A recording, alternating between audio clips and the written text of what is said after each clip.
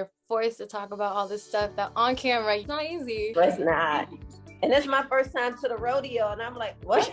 Did I say that? But it was good because sometimes those things needed to be said. We are human. We all have these stories. There's so many different layers to my life. I'm telling you, it's going to affect so many different people.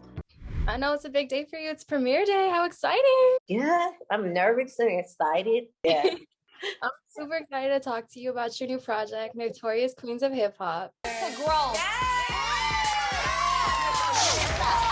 They call me the hype queen. Oh. Turn up T. Turn up T. Being the first lady of BMF, you're definitely on the right show. Right. Rappers rap about having this money, you know, buying out the club. You really live that life. I know you don't like to glamorize it, but what was life as a queen been like? My life was like living like a celebrity. Doors were always open. Everything was accessible to me. I could just call certain places and it was just done. Don't like to glamorize it, but it was glamorous. When I say that, because of, you know, a lot of people suffered through that. It was really fun until it came crashing down. But you do have your highs and lows. Always been living this double life. I could be the mom, and at night I'm out there hustling, selling drugs. I did a lot of things that I'm not proud of. I'm sorry. This experience is changing my life. It was a roller coaster ride all the way through it, but I was built for it. I like that. You were built for it. You're a hustler. And, you know, you've been very transparent with your experience in prison, and you came out with the focus on helping other women with their rehabilitation. Where does that strength come from? Being in prison, and I came home and I had a family, and I couldn't muddle in my self-pity. I just had to lick my wounds and reflect back on how I used to be. I had to take that hustle into my real life now. I came home to nothing, and that was the hardest thing in my life, but I had to say, you know what? You got people counting on you. I didn't want to disappoint my mother and become just a failure, somebody sitting on my couch. I knew that by applying myself in years into the street life, I just had to apply myself in what I call the real world now. As long as I stay in the middle lane, I'm gonna be cool, because I ain't gonna go this cliff or this cliff. I always said, God, if he keeps me sane, I'm gonna be sane, because if I lose my mind, I won't know. Crazy people don't know they're crazy. So long as I kept sane, I knew that I can get my life back together. And helping other women, that was helping me. That was building me back. I'm gonna change my karma. I'm gonna make God back proud of me. Not everyone does that. You're trying to make other people's lives better. Yeah, because you come home, I didn't have the help. You know, I had that scarlet letter on me. I was a felon. Nothing was easy. And I couldn't help everybody, but if somebody called on me to help them and I can help them, I wanted to be there to help them, because I knew what that struggle coming home from prison was like. Even though I had a good supportive family, it was still hard for me. And a lot of people come home and don't have that. You know, we need to help each other. And so that's what I applied my life to do. The little things that when you come out, it's like you can relate to that. Because, I mean, obviously we know like the hard parts, like getting a job and stuff, but, you know, just the little things coming home and like the little thing, catching up to technology. You know, a phone, you know, my son came home 6 years after me, and, you know, even like Terry's home, and each year the phones change. We need people to say, hey, I got you. What do you need? Let me go help you with a job. Let me help you with your resume. Let me tell you who's hiring, who's felon friendly. You don't have to just go with a McDonald's. You really can apply for this job. It's so many things that people don't know about that I love, you know, telling people about now. Hey, you even just going to get a job. I had in the interview, I had such anxiety. Not even through the interview, filling out the application, and you had that box that said, are you a felon? So I worked on, it was called the Blue Ribbon Commission with Mayor Garcetti. We helped pass that bill to take away the box, because I had to tell my story. Like, yeah, that affected me when I had to fill that check in and say, oh, should I lie? Should I not lie? If I didn't lie, I wasn't getting the job. I was weeded out automatically. But if I lied, I always wondered if somebody was going to tap me on my shoulder and say, hey, we found out about your history. And it happened to me before. But I shouldn't have to feel that, because I was highly qualified for the job. I exceeded in the job, you know. So why should I be fired? Because I'm a felon. So helping with that process to take away the box, it was a good feeling. So now people don't have to worry about that. That's like a big thing to take off. Like, just it really does like weed you right out. They read you right out. Yeah. Like, it doesn't mean I can't do the job, but you weeded me out because I made a mistake in my past. So if you fire me now, it wasn't because I was a felon. It was like I just couldn't do the job well. That's the problem. People, like, these opportunities are out there. It's just people don't know about them. The people that I was reaching out to get me the correct information just were not the correct people. So now you find like people that's coming home. People call me, hey, my girl coming home. Hey, my girl, she's going to Virginia. You know anybody in Virginia? Hey, you know, and we have this, you know, connection. We umbrella under each other to help one another. You know, yeah, I have somebody pick her up. Let me call my resources in, you know, in Georgia. Somebody pick her up from the bus station. Somebody get her to the halfway house, and somebody have her a care box.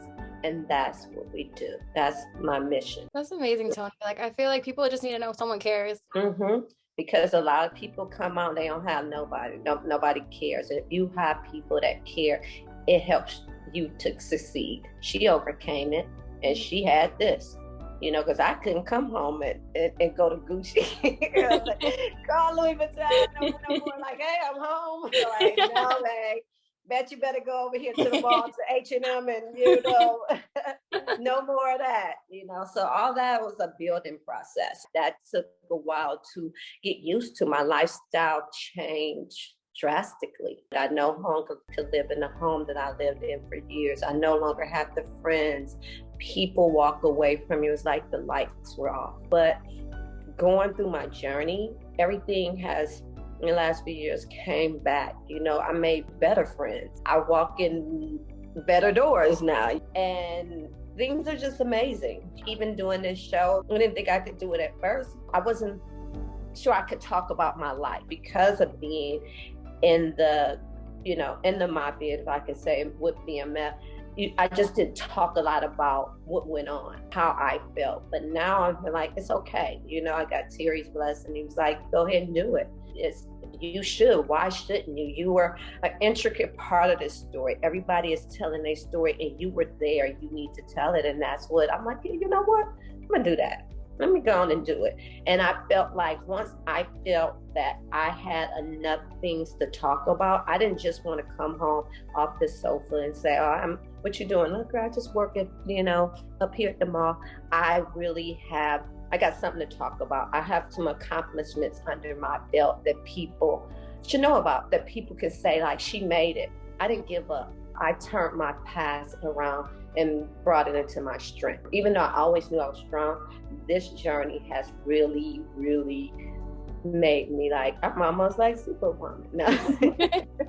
You were around big names, Big names, MF, like, you had to establish yourself as you. Yeah, right. Because, you know, they were always up front. People don't see the woman. You know, they was like, well, where she come from? Is she living behind them? Is she doing this?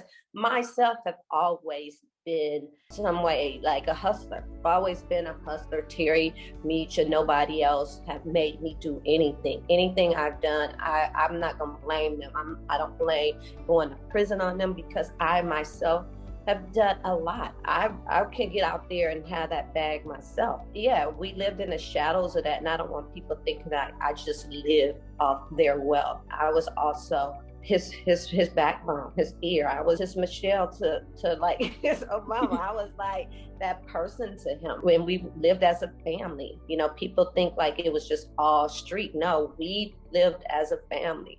So shooting an unscripted series is obviously hard because, you know, you're forced to talk about all this stuff that on camera, you know, it's not easy. But it's not. And it's my first time to the rodeo, and I'm like, oh shit, what? Did I say that? But it was good because sometimes those things needed to be said. You meant it, say it. And it was in your heart, like, talk about it. We are human. We all have these stories. There's so many different layers to my life. I'm telling you, it's going to affect so many different people. so many different women and men. You just don't know that so many people are living this double life that wish that they could just get through it. And how can I get through it? Seeing me getting through it, the prison, going through that lifestyle, you know, death, being broke, being rich, you know, all that kind of stuff, the rise and fall, you can get through it. A lot of people, you know, have to give up. So the show is really good. It's the first time that people can hear from me, my side, my eyes, what I went through. Because people, they have such a misconception of who I was.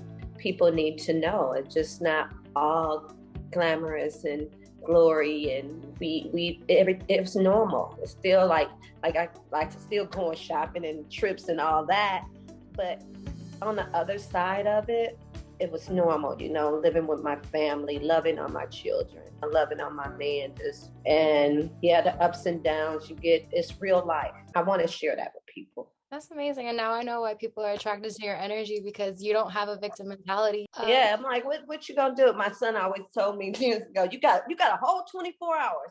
And that's what I said, you can sit in it, mull in it for 24 hours, and you better get yourself back up and say, okay, what we gonna do? And that's what I've been living by forever, because being in the streets, your life is up and down, but you got to keep thinking, keep moving. I'm not going to be a victim. It happened. It's over. Now what I'm going to do? I'm not going to let anybody see that I couldn't get through this. How has the show helped, like, you know, having these tough conversations with your sons? You don't really realize, I knew it was hard. It was really hard, you know, because my sons, they're different in age, they're different personalities, and they think different. And it's like, it's a struggle. It's a real struggle. I've always been really close to them, but now talking about it, I really want to know now how they feel. I'm working on that. And everybody is like, well, this and that. I'm like, I don't remember that. But if I did that, let's talk about it. I know how to communicate now. I used to shut down, like, oh, you know, you get over it. But now I know how to communicate. They have real feelings. Deep down, I'd be like, how are you feeling then? How are you feeling now? My relationship with Jason was so torn, but now I realize it's not even of just him. I got to deal with some things with me too. I can't just say, oh, he's grown and let it go. I have to deal with what's really going on with him emotionally. And now that's a struggle to even put it on television. But I realize a lot of us go through it. People need to know I'm struggling with that. I'm struggling with trying to bring my family back together. Like I said, I lost my mother, and I know I'm the most important thing to them. And we all we got. We all we have. We need to fix this. We need to fix what's wrong, and we can do it. And I'm happy, you know, you have that time now. You're home. Yeah. Take advantage of it to, like, you know, build those memories again. And yeah. Because it's like coming back to like 2 new sons, like, you know, 3 new sons.